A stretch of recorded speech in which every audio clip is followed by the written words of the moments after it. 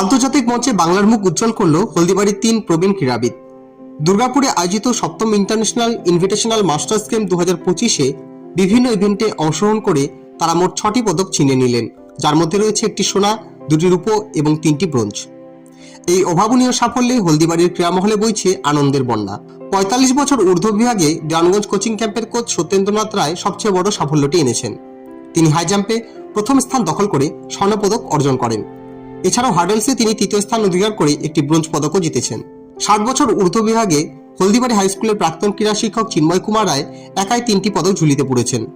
200 metre দৌড় ও 400 metre দৌড়ে তিনি 3য় স্থান এবং 800 মিটার দৌড়ে 2য় স্থান দখল করেন। একই বিভাগে নবকিশোর হাই স্কুলের প্রাক্তন ক্রীড়া শিক্ষক নীলকমল সরকার জ্যাভলিন ইভেন্টে 2য় স্থান দখল করে একটি রূপো জিতেছেন।